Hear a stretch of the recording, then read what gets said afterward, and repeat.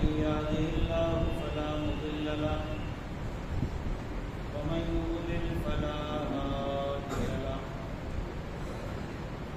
وأشهد أن لا إله إلا الله وحده لا شريك له وأشهد أن محمدا عبده ورسوله يا أيها الذين آمنوا اتقوا الله حق تقاته ولا تموتن إلا وأنتم مسلمون يا أيها الناس اتقوا ربكم الذي خلقكم من نفس واحدة وخلق منها زوجها وبث منهما رجالا كثيرا ونساء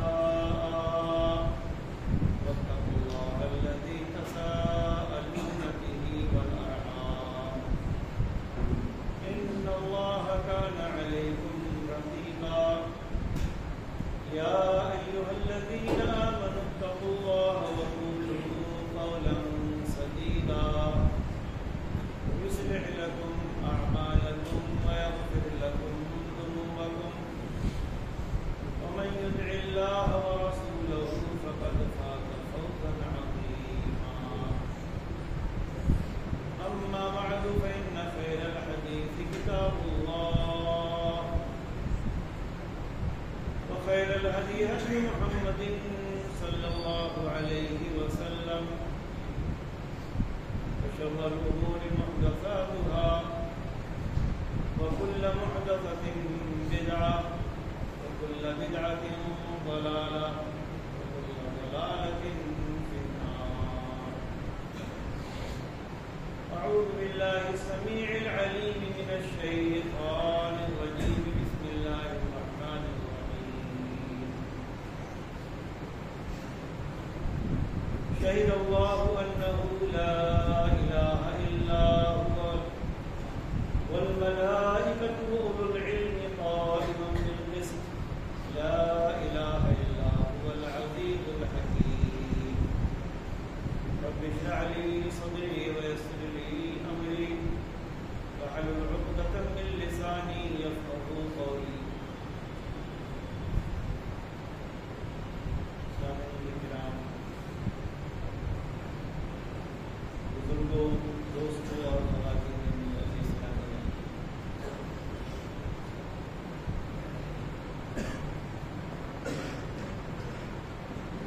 ایک کلمہ ہے بہت مختصر سا اور بہت چھوٹا سا، لیکن انسان کی زندگی میں اس کلمے کی اتنی اہمیت ہے کہ دنیا کی عزت اور آخرت کی سرفرازی اور کامیابی اسی کلمے کے اقرار، اس کے عقیدے اور اس کے یقین پر ہے۔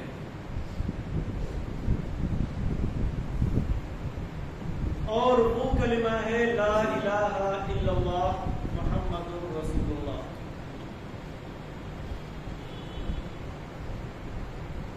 لا الہ الا اللہ بڑا آسان کلمہ جو بنیادی طور پر دو چیزوں پر مشتمل ہے۔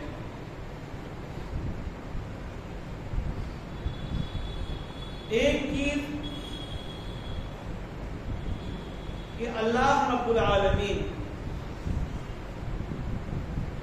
مالک ارض و سماوات، ہر چیز کو پیدا کرنے والے کو معبود برحق ماننا،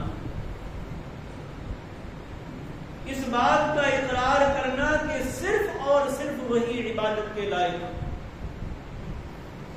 اس کے علاوہ کوئی نہیں کہ جس کی عبادت کی جا سکے۔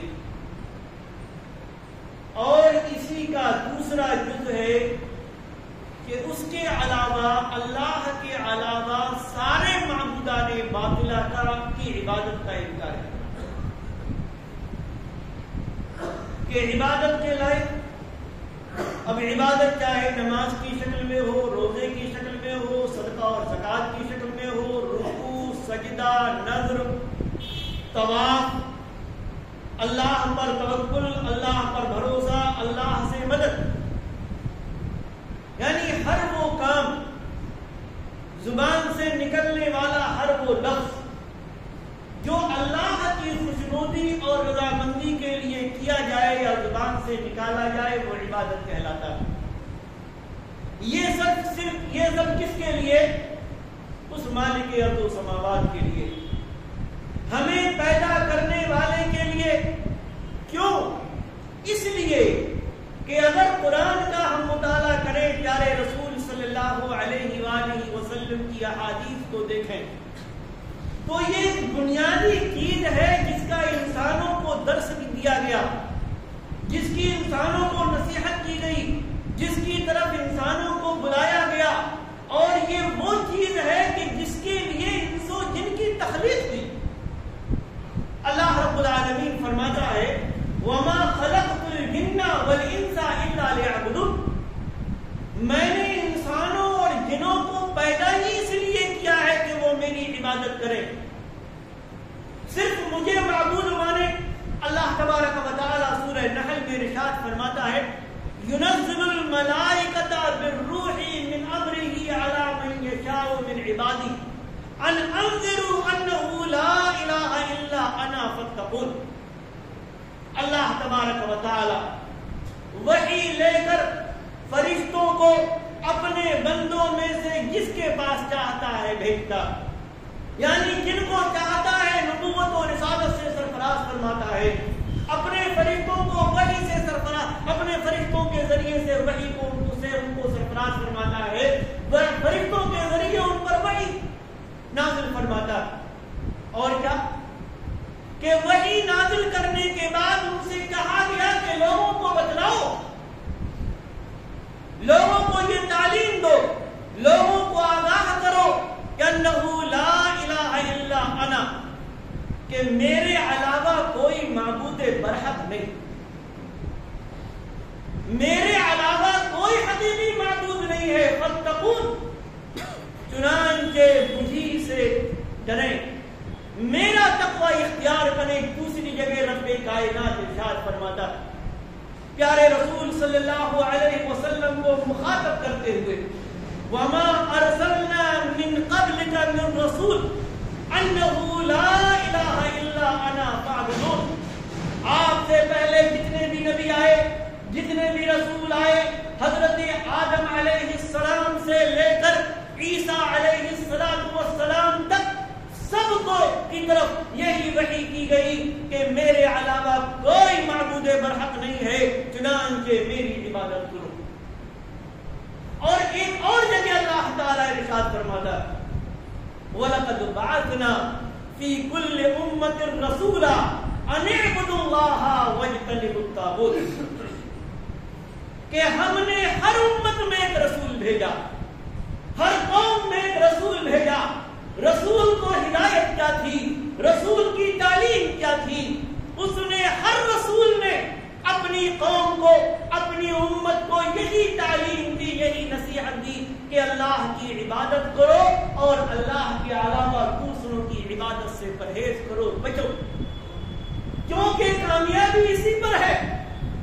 خاتم النبیین محمد الرسول اللہ صلی اللہ علیہ وآلہ وسلم کو نبی بنایا گیا، آپ کو رسول بنایا گیا، تبلیغ دین آپ پر لازم کی گئی، فرمایا گیا کہ ہم نے آپ کو نبی بنایا ہے، چنانچہ یا ایھا الرسول بلغ ما انزل الیک من ربک، جو کچھ آپ کے رب کی طرف سے آپ کی طرف وحی کی گئی ہے اس کی آپ تبلیغ کریں، لوگوں تک پہنچائیں، لوگوں کو بتائیں، سارے معبودان باطلہ کو کاٹیں، ان کو اللہ تبارک و تعالی سے ان کا رشتہ جوڑیں۔ کیوں؟ اس لیے کہ یہ تو دنیا میں آنے سے پہلے ہی رب کائنات سے وعدہ کر کے آئے ہیں کہ الست بربکم قالوا بلی، کہ جب رب نے ان سے پوچھا تھا معبود کس کو مانو گے، رب کس کو مانو گے، خالق کس کو مانو گے، مسجود کس کو مانو گے؟ رکوع کس کے سامنے کرو گے؟ دعائیں کس کے سامنے کرو گے؟ کس کے سامنے ہاتھ پھیلاؤ گے؟ کس سے مناجات کرو گے؟ کس کے سامنے اپنی ضرورتیں رکھو گے؟ اپنی پریشانیوں کو دور کرنے کا مطالبہ کس سے کرو گے؟ الستو بربکم، کیا میں تمہارا رب نہیں ہوں؟ قالوا بلا، قرآن کہتا ہے سب نے، پوری انسانیت نے یہ وعدہ کیا تھا، اللہ کے سامنے یہ عہد کیا تھا کہ ہاں تو ہی ہمارا رب ہے اور ہم اس بات کی گواہی دیتے۔ چنانچہ جب پیارے رسول صلی اللہ علیہ وسلم کو امام الانبیاء کو خاتم النبیین بنا کر بھیجا گیا، تبلیغ کا حکم دیا گیا، راضی بیان کرتے ہیں، یا مکہ کے بازاروں میں جاتے تھے، لوگوں کو مخاطب کرتے ہوئے کہتے تھے یا ایھا الناس قولوا لا الہ الا اللہ تفلحوا، کہ اے لوگوں اس بات کا اقرار کر لو کہ اللہ کے علاوہ کوئی معبود برحق نہیں۔ لا الہ الا اللہ کا زبان سے اقرار کر لو، دل سے یقین کر لو، اسی کو معبود مانو، اسی کو مسجود مانو، چھوڑ دو ان سارے معبودان باطلا کو جن کی تم اللہ کے علاوہ عبادت کرتے ہو، چاہے وہ لات ہو، چاہے وہ منات ہو، چاہے وہ عزا ہو، یا وہ خانہ کعبہ یا دوسری جگہ رکھے ہوئے وہ بت ہوں جن کی اللہ کے علاوہ عبادت کی جاتی ہے۔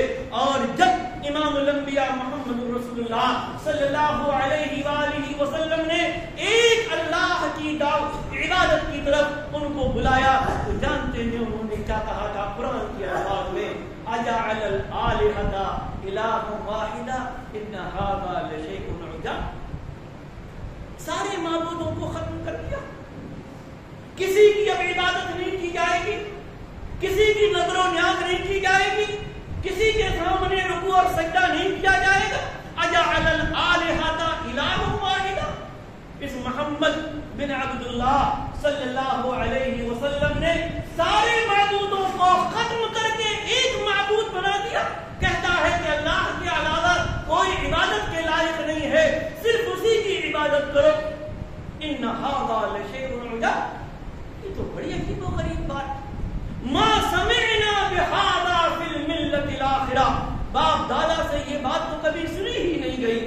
باپ دادا کو، اپنے پرکھوں کو، اپنے بزرگوں کو، اپنے بڑوں کو لات منات ہبل اور عزا کے سامنے رکوع اور سجدے کرتے ہوئے دیکھا۔ کیسے چھوڑ دیں ان سب کو، کیسے ایک اللہ کو معبود مان لیں؟ لیکن محمد رسول اللہ صلی اللہ علیہ وسلم نے فرمایا ایک اللہ کی عبادت کرو، اگر کامیابی چاہتے ہو اقرار کرو لا الہ الا اللہ محمد رسول اللہ کا، کیونکہ اسلام کی بنیاد تو اسی پر ہے۔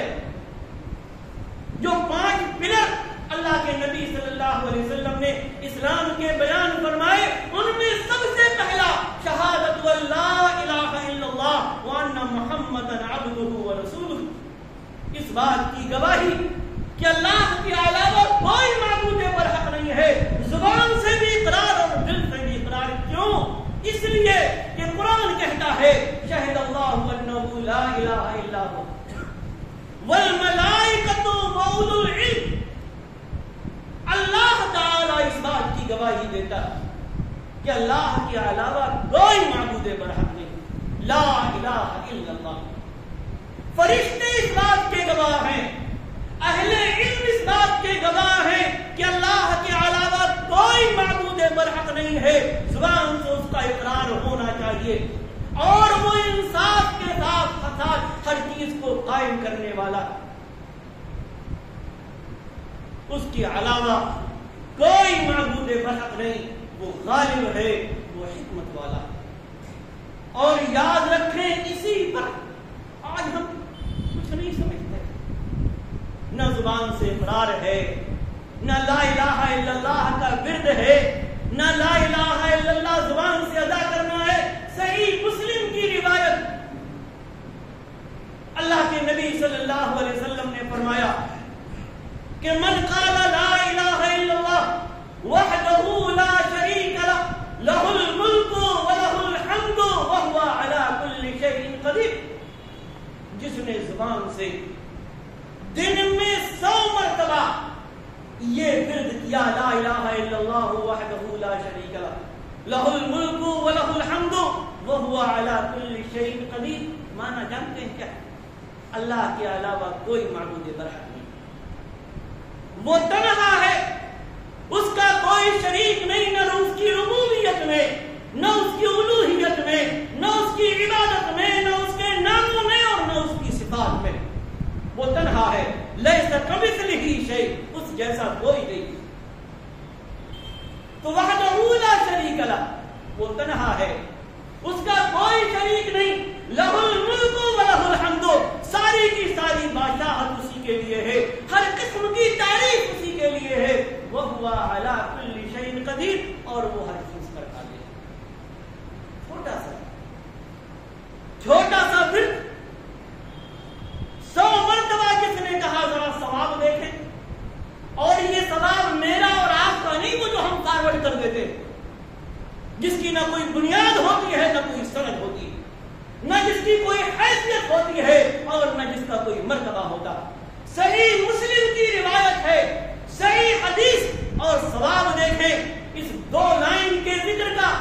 اللہ کے نبی صلی اللہ علیہ وسلم نے فرمایا کہ جس نے دن میں لا الہ الا اللہ وحدہ لا شریک لہ لہ الملک ولہ الحمد وہو علی کل شیء قدیر 100 مرتبہ پڑھا، اس کو 10 غلام آزاد کرنے کا ثواب ملے گا. 10 غلام آزاد کرنے کا ثواب. 100 نیکیاں لکھی جائیں گی اس کے نام اعمال میں، 100 گناہ ختم کر دیے جائیں گے، اور شام ہونے تک یہ ورد شیطان سے اس کی حفاظت کرے گا. یہ کسی اور نے نہیں، ہم سب کے قدوہ اور نمونہ محمد رسول اللہ صلی اللہ علیہ وسلم نے فرمایا. آپ نے فرمایا یہ ثواب، الا یہ کہ کوئی شخص اس سے زیادہ عمل کرے تو اس کو زیادہ ثواب ملے گا. کتنا مختصر ہے، یہاں بھی لکھا ہوا ہے لا الہ الا اللہ وحدہ لا شریک لہ لہ الملک ولہ الحمد وہو علی کل شیء قدیر. کیوں نہ ہو اس لا الہ الا اللہ کی یہ فضیلت؟ ایک حدیث میں پیارے نبی صلی اللہ علیہ وسلم نے فرمایا الایمان 70 و70 شعبہ افضلها قول لا الہ الا اللہ. ایمان کے 70 سے زیادہ درجے ہیں، 70 سے زیادہ شاخیں ہیں ایمان کی، اور ان میں سب سے افضل درجہ لا الہ الا اللہ کہنا. وَأَدْنَاهَا إِمَاطَةُ الْأَذَىٰ عَنِ الطَّرِيقِ، اور ایمان کا سب سے کم تر درجہ ہے راستے سے تکلیف دہ چیز کو ہٹا دینا. راستے میں تکلیف دہ چیزیں ڈالنا نہیں، یہ ایمان اور مومن کی شان نہیں کہ کوڑا ڈال دیا، گندگی ڈال دی، چھلکے ڈال دیے، کچھ اور گندگی ڈال دی، لوگوں کو تکلیف. ابھی عید الاضحیٰ کی دیکھیں کیا حال ہوتا ہمارے. تو اللہ کے نبی صلی اللہ علیہ وسلم فرماتے ہیں ایمان کی نشانی ہے تکلیف دہ چیز کو راستے سے ہٹانا. اور آگے آپ نے فرمایا کیول حیا شعبۃ من الایمان، حیا یہ ایمان کا ایک درجہ ہے، ایمان کی ایک شاخ ہے، ایمان کا ایک شعبہ. تو ایمان کی سب سے افضل شاخ پیارے رسول صلی اللہ علیہ وسلم نے بیان فرمائی کیا کہ لا الہ الا اللہ. یہ کہنا کیونکہ ظاہر ہے اس سے بڑی چیز اور کیا ہو سکتی ہے کہ ہم اللہ کے معبود برحق ہونے کا اقرار کریں، اللہ کو معبود مانیں، اللہ کو مسجود مانیں، اللہ کے لیے ساری عبادتوں کو خاص کریں. آج ہم بہت ساری سفارشوں کی بات کرتے ہیں، یہ سفارش ہو جائے گی، وہ سفارش ہو جائے گی، وہ شفاعت ہو جائے گی، یہ شفاعت ہو جائے گی. صحیح بخاری کی روایت پیارے نبی صلی اللہ علیہ وسلم نے فرمایا اسعد الناس بشفاعتی یوم القیامہ من قال لا الہ الا اللہ خالصا من قلبہ. قیامت کے دن میری شفاعت اور میری سفارش کا سب سے زیادہ حقدار وہ شخص ہوگا جس نے خلوص دل کے ساتھ لا الہ الا اللہ کہا ہوگا، جس نے خلوص دل کے ساتھ، اخلاص کے ساتھ، یقین کے ساتھ لا الہ الا اللہ کہا ہوگا. وہ قیامت قیامت کے دن میری شفاعت کا حقدار ہوگا۔ جامع ترمذی وغیرہ کی روایت ہے، لمبی حدیث۔ لا الہ الا اللہ کی فضیلت ذرا دیکھیں، کتنا باوزن ہے یہ کلمہ، کتنا بھاری ہے یہ کلمہ۔ اللہ کے نبی صلی اللہ علیہ وسلم نے فرمایا قیامت کے دن اللہ تبارک و تعالی انسانوں میں سے ساری مخلوقات کے سامنے ایک انسان کو لے کر آئے گا، ایک آدمی کو لے کر آئے گا، اس کے سامنے اس کا نام عمل، اس کی زندگی کا لیکھا جوکھا پیش کر دیا جائے گا۔ اور جانتے ہیں کتنا ہوگا؟ اللہ کے نبی صلی اللہ علیہ وسلم نے فرمایا 99 رجسٹر، 99 رجسٹر ہوں گے اس کے گناہوں کے، اس کی نافرمانیوں کے، اس کی معصیت کے، اور اللہ تبارک و تعالی کی سامنے اللہ تبارک و تعالی کے احکام پر عمل نہ کرنے کے۔ اور چھوٹا موٹا رجسٹر نہیں، کوئی 2-4 لائن 2-4 صفحے کی کاپی نہیں۔ فرمایا اللہ کے نبی صلی اللہ علیہ وسلم نے جہاں تک نگاہ جائے گی ایک رجسٹر اتنا عظیم اور اتنا بڑا، سارے کالے کارنامے اس میں موجود۔ اللہ تبارک و تعالی اس سے پوچھے گا کہ کیا جو کچھ اس میں لکھا ہوا ہے تمہیں اس سے انکار ہے؟ کیا میرے لکھنے والے فرشتوں نے تمہارے اوپر ظلم کیا ہے؟ کرامن کاتبین نے غلط لکھا ہے؟ یا تمہارے پاس کوئی عذر ہے، کوئی چیز ہے؟ کیا کہتے ہو؟ وہ کہے گا کہ نہیں، کوئی غلط نہیں، واقعی میں ایسا تھا۔ اللہ تبارک و تعالی فرمائے گا کہ بندے تیری ایک نیکی ہمارے پاس ہے، ایک نیکی تیری ہمارے پاس ہے۔ اور اس کی بات فرماتے ہیں اللہ کے نبی صلی اللہ علیہ وسلم کہ ایک کاغذ اللہ تبارک و تعالی نکالے گا جس پر لکھا ہوگا اشہد ان لا الہ الا اللہ واشہد ان محمدا عبدہ ورسولہ۔ میں اس بات کی گواہی دیتا ہوں کہ اللہ کے علاوہ کوئی معبود برحق نہیں، اور میں اس بات کی گواہی دیتا ہوں کہ محمد صلی اللہ علیہ وسلم اللہ کے بندے اور اس کے رسول۔ اور اس کاغذ کو ایک ترازو کے ایک پڑھنے میں 99 رجسٹر، اور ایک رجسٹر اتنا لمبا چوڑا کہ جہاں تک نگاہ جاتی۔ اللہ کے نبی صلی اللہ علیہ وسلم نے فرمایا ایک پڑھنے میں وہ 99 رجسٹر ہوں گے، اور دوسرے ترازو کے دوسرے پڑھنے میں وہ کاغذ کا ایک ٹکڑا، ایک پرزہ وہ رکھا جائے گا۔ بندہ کہے گا اے اللہ، ان 99 رجسٹر کے مقابلے میں اس کاغذ کی کیا حیثیت اور کیا اہمیت؟ اللہ کے نبی صلی اللہ علیہ وسلم فرماتے ہیں کہ وہ ایک کاغذ کا چھوٹا سا ٹکڑا جس پر اللہ کے معبود برحق ہونے کا بندے کا اقرار ہوگا، محمد رسول اللہ صلی اللہ علیہ وسلم کے بندے اور رسول ہونے کا اقرار ہوگا۔ آپ فرماتے ہیں وہ بھاری ہو جائے گا، 99 رجسٹر ہلکے ہو جائیں گے۔ اور آگے آپ نے فرمایا کہ اللہ رحمان اور رحیم کے نام سے بدلی کیا کوئی چیز ہو سکتی؟ کوئی چیز نہیں ہو سکتی۔ بھاری ہو جائے گا وہ رجسٹر جس پہ لا الہ الا اللہ ورد کرے ہم، اور آپ زبان سے بھی ورد کریں لا الہ الا اللہ کا، اور دل میں یقین بھی جانے کیوں؟ اس لیے کہ کامیابی کی ضمانت یہی ہے آخرت میں۔ اسی لیے تو اللہ کے نبی صلی اللہ علیہ وسلم نے فرمایا جب آدمی کی موت قریب ہو تو لقنوا موتاکم لا الہ الا اللہ، اپنے مرنے والے بھائی کو لا الہ الا اللہ کی تلقین کرو۔ یہ نہیں تو اس سے کہو کہ بھائی تو لا الہ الا اللہ کہے، وہ عجیب ہی منظر ہوتا ہے جب آدمی دو چار ہوگا پتہ چلے گا۔ اس کے سامنے لا الہ الا اللہ کا ورد کیا جائے تاکہ وہ بھی سن کر لا الہ الا اللہ اپنی زبان سے ادا کرے۔ کیوں؟ اس لیے کہ جس کو موت کے وقت لا الہ الا اللہ زبان سے نصیب ہو گیا انشاءاللہ اس کا بیڑا پار ہے، وہ کامیاب۔ اللہ کے نبی صلی اللہ علیہ وسلم نے فرمایا اپنے مرنے والے بھائی کو لا الہ الا اللہ کی تلقین کرو، اپنے مرنے والوں کو لا الہ الا اللہ کی تلقین کرو۔ اور نہ صرف آپ نے فرمایا بلکہ صحیح بخاری کی ایک روایت، بڑی مشہور روایت، شاید آپ نے سنی ہوگی کہ ابو طالب آپ کے سگے کے ساتھ بڑی خدمات، ایک الگ ہی موضوع ہے یہ. ایمان نہیں لائے. 10 سال ہو گئے اللہ کے نبی صلی اللہ علیہ وسلم کو نبی بنائے ہوئے. مکہ والوں کی دشمنیاں مول لی, آپ کی حمایت کی, لیکن ایمان نہیں لائے.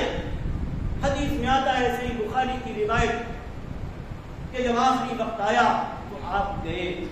چچا جس نے نبی ہونے سے پہلے بھی 8 سال کے بعد سے لے کر اب تک آپ کی حمایت کی, آپ کا ساتھ دیا, آپ کا خیال رکھا, 8 سال کے بعد سے.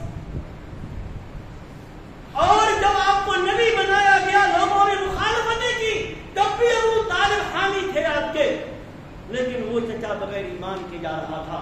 آپ گئے, کہا اے عمی قل لا الہ الا اللہ کلمۃ احاج لک بہا عند اللہ.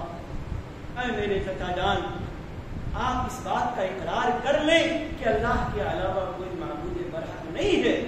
زبان سے لا الہ الا اللہ کہہ دیں, کل اللہ تبارک و تعالی کے سامنے بطور دلیل اس کلمے کو میں پیش کر دوں گا کہ مرتے وقت میرے چچا نے لا الہ الا اللہ اپنی زبان سے کہا. لیکن وہی 2 لوگ بیٹھے ہوئے تھے, ابو جہل اور عبداللہ بن ابی امیہ. ان دونوں نے کہا آخری وقت میں عبد المطلب کا دین چھوڑ دو گے؟ اور پھر حدیث کے الفاظ ہیں کہ ابو طالب کی وفات اپنے باپ دادا کے دین پر ہوئی, لا الہ الا اللہ کا اقرار نہیں کیا. دنیا کی کوئی طاقت ابو طالب کو جنت میں داخل کر نہیں سکتی. کیوں؟ اس لیے کہ جنت میں وہی داخل ہوگا جس نے خلوص دل سے لا الہ الا اللہ کہا ہوگا. اور اگر اپنے گناہوں کی وجہ سے کوئی جہنم میں جائے گا اور وہ لا الہ الا اللہ کے اقرار اور یقین کے ساتھ دنیا سے گیا ہے, تو صحیح مسلم کی روایت ہے, پیارے نبی صلی اللہ علیہ وسلم نے فرمایا جس نے لا الہ الا اللہ کہا ہوگا اور اگر جو کے دانے کے برابر یا آگے آپ نے فرمایا گیہوں کے دانے کے برابر یا ذرہ برابر بھی اس کے دل میں ایمان ہوگا, وہ جنت میں جہنم میں رہ نہیں سکتا. لا الہ الا اللہ کے اقرار کے بغیر کوئی جنت میں نہیں جائے گا. اور جس نے زبان سے اور یقین کے ساتھ لا الہ الا اللہ کہا, وہ گناہوں کی وجہ سے ممکن ہے جہنم میں چلا جائے, لیکن وہ ہمیشہ جہنم میں رہے گا. ایک چیز یاد رکھیے, ابو طالب کی جنت میں نہیں جائے گی, کوئی سفارش کام نہیں آئے گی جنت میں جانے کی. ہاں اگر سفارش ہوگی تو صرف اتنی کہ اللہ تبارک و تعالیٰ سے پیارے نبی صلی اللہ علیہ وسلم کی سفارش کریں گے کہ ان کو ہلکا عذاب دیا جائے. چنانچہ ان کی اپنی خدمات کے نتیجے میں, پیارے رسول کی حمایت کے نتیجے میں جہنمیوں میں سب سے ہلکا عذاب دیا جائے گا کہ آپ کے 2 جوتے پہنائے جائیں گے جس سے دماغ ان کا ایسے کھولے گا جیسے ہانڈی کھولے. مختصر یہ کہ یہ کلمہ جس کو ہم کلمہ توحید کہتے ہیں, لا الہ الا اللہ, بڑا عظیم کلمہ. اسی کے لیے ہمیں پیدا کیا گیا, اسی کے لیے نبی بھیجے گئے, اسی کے لیے رسول بھیجے گئے, اسی کے لیے اللہ تبارک و تعالیٰ نے کتابیں نازل کی. جس نے زبان سے اقرار کر لیا, دل سے اس کلمے کا یقین کر لیا, وہ دنیا میں بھی باعزت ہے اور آخرت میں بھی وہ کامیاب و کامران.